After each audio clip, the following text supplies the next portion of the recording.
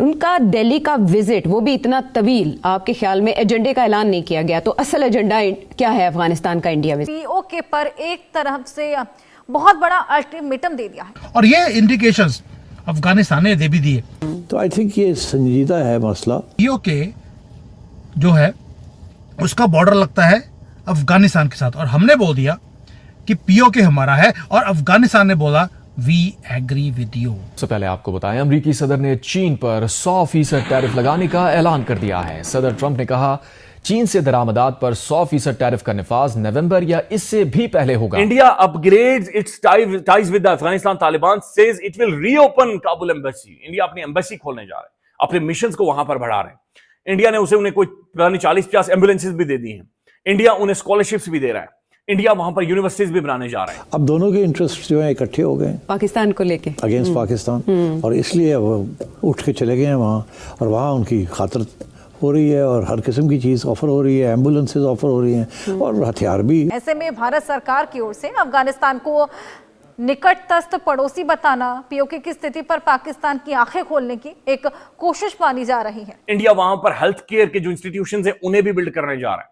India वहां पर नादरी पैसे फेंकने जा रहा है, इंफ्रास्ट्रक्चर बनाने जा रहा है। इंडिया कह रहा है जो ज़लज़ला आया था उसके बाद जितनी तबाही हुई है हम आपको देंगे, हम पैसा देंगे, हम माल डालेंगे, हम वहां पर कंस्ट्रक्शन करवाएंगे, हम वहां पर इदारे बिल्ड करेंगे, हम इमारतें, सड़कें, सब कुछ हम बनाएंगे। और अफगानिस्तान उसे कह रहा आ जाओ।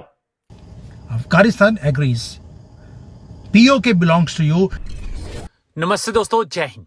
हिंदुस्तान स्पेशल में आपका स्वागत है। दोस्तों, अफगानिस्तान के विदेश मंत्री आमिर खान मुत्तकी के भारत के दौरे पर द्विपक्षीय वार्ताओं के दौरान भारत ने पाकिस्तान अधिकृत जम्मू कश्मीर को लेकर एक बड़ा कूटनीतिक दांव खेला है। भारत ने अफगानिस्तान को अपना निकटतम पड़ोसी बताया, जो पाकिस्तान के लिए एक सीधा और स्पष्ट अल्टीमेटम माना जा रहा है। भारत और अफगानिस्तान के बीच एक 106 किलोमीटर लंबी सीमा वखान कॉरिडोर के माध्यम से मिलती है।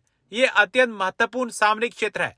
हालांकि वर्तमान में यह कॉरिडोर भारत के उस क्षेत्र से जुड़ता है जिस पर पाकिस्तान ने अवैध रूप से कब्जा कर रखा है, यानी पाकिस्तान अधिकृत कश्मीर।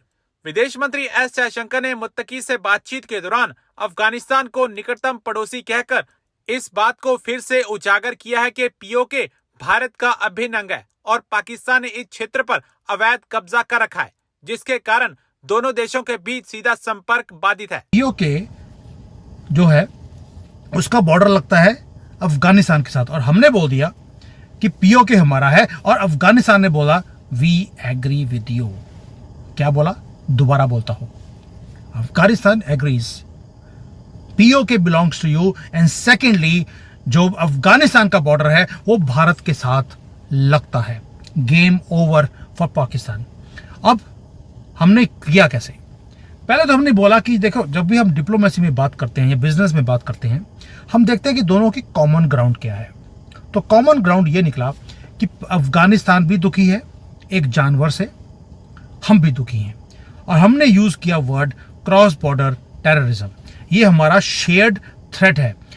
हमने कोई छुपकर बात नहीं करी। जयशंकर जी ने नाम लिया पाकिस्तान का कि पाकिस्तान वो नसूर है जो तुम्हें भी तंग कर रहा है, हमें भी तंग कर रहा है।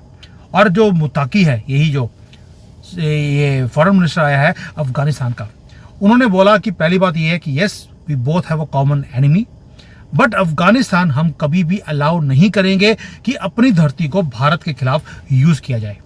ये तालिबान बोल रहा है। ये वही तालिबान जो पाकिस्तान सोचता था कि उसकी जेब में है और उन्हें कभी भी यूज कर सकता है भारत के खिलाफ। आज वो बोल रहे हैं कि हम भारत के साथ मिलकर पाकिस्तान के अंदर कुछ करने वाले हैं।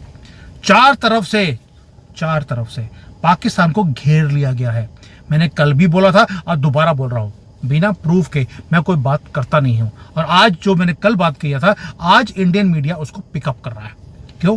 क्योंकि पहले ही मेरे पास इंफॉर्मेशन थी कि हम वहां पर जयशंकर जी कौन सी बात कर रहे हैं या कर चुके हैं। अब पाकिस्तान इतना पैनिक में है कि जो मुक्तानी है ये अभी लैंड किया दिल्ली में, पाकिस्तान ने बॉम्ब कर दिया काबुल को, ये बोलकर कि वहां पर टीटीपी की जो उग्रवादी थे हमने उनको स्ट्राइक किया है।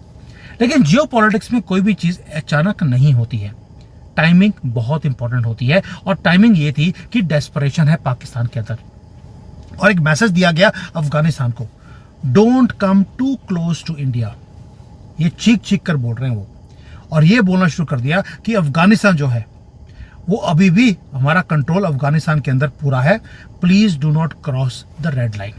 और अफगानिस्तान, उन्होंने बोल दिया तुम्हारे ऑर्डर लेने हमने बंद कर दिए, और हमने तो अमेरिकन के कभी ऑर्डर नहीं लिए, तुम कौन से ये सुअर एक नंबर के, और जो भी कौन से जिसकी कोई इज्जत नहीं है। अब पाकिस्तान ने अब जो है अफगानिस्तान को लूज किया कैसे? भाई ये तो हमेशा ही अफगानियों को यूज करते थे, मुजाहिदीन को भारत के खिलाफ यूज किया जाता था, अब नहीं होता। क्योंकि अगस्त 21 में जैसे ही तालिबान ने काबुल को टेक ओवर किया, आपने देखा होगा कि पाकिस्तान के अंदर सेलिब्रेशन शुरू हो गई थी। जो उनका इमरान खान था उसने बोला था कि इन्होंने जो बेड़ियां हैं स्लेवरी की वो तोड़ दी हैं, अब ये हमें पीओके लेकर देंगे।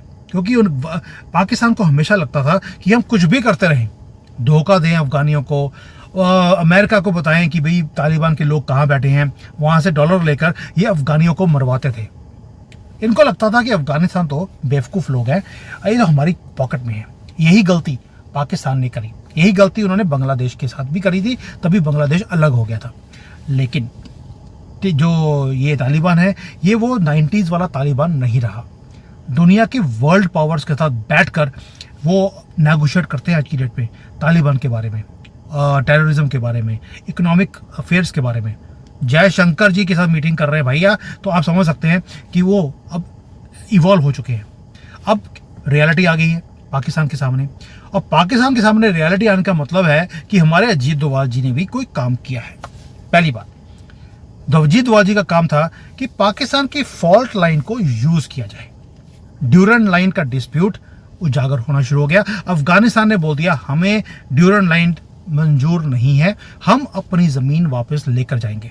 18 चेक पोस्ट थी पाकिस्तान की, उसमें से 6 या 8 अभी भी, लड़ाई जब हुई थी 2 साल पहले, अभी भी वहां पर पाकिस्तानियों की पैंटें उतार कर उन्हें वापस भेजा गया। India upgrades it's ties with the Afghanistan Taliban, says it will reopen Kabul embassy. India अपनी एम्बेसी खोलने जा रहा है, अपने मिशंस को वहां पर बढ़ा रहे हैं। इंडिया ने उन्हें कोई 40-50 एम्बुलेंसेज भी दे दी हैं। इंडिया उन्हें स्कॉलरशिप्स भी दे रहा है। इंडिया वहां पर यूनिवर्सिटीज भी बनाने जा रहा है। इंडिया वहां पर हेल्थ केयर के जो इंस्टीट्यूशंस हैं उन्हें भी बिल्ड करने जा रहा है। इंडिया वहां पर नादरी पैसे फेंकने जा रहा है, इंफ्रास्ट्रक्चर बनाने जा रहा है। इंडिया कह रहा है जो ज़लज़ला आया था उसके बाद जितनी तबाही हुई है हम आपको देंगे, हम पैसा देंगे, हम माल डालेंगे, हम वहां पर कंस्ट्रक्शन करवाएंगे, हम वहां पर इदारे बिल्ड करेंगे, हम इमारतें, सड़कें, सब कुछ हम बनाएंगे। और अफगानिस्तान उसे कह रहा आ जाओ, इन्वेस्टमेंट लेकर आ जाओ, माइनिंग के अंदर इन्वेस्टमेंट करो। तो ये इंडिया नादरी वहां पर अफगानिस्तान पर मेहरबान क्यों है? एक तो नादरी वो सेंट्रल एशिया तक जाना चाह रहा है ऑब्वियसली, और दूसरी बात यह है कि वो पाकिस्तान के खिलाफ उन्हें इस्तेमाल करेगा। हमने इसे काउंटर करना है। हम अपनी दोनों बॉर्डर्स को लेकर वल्नरेबल नहीं हो सकते, हम इतना वल्नरेबल या इतना डिटेरियोरेट नहीं कर सकते, लेकिन हम कर रहे हैं क्योंकि हमारी तरजीहात के अंदर नादरी ये चीजें शामिल नहीं है। सलमान अकरम राजा साहब का जवाब आया है, कल जो DGI साहब ने एक प्रेस कॉन्फ्रेंस की थी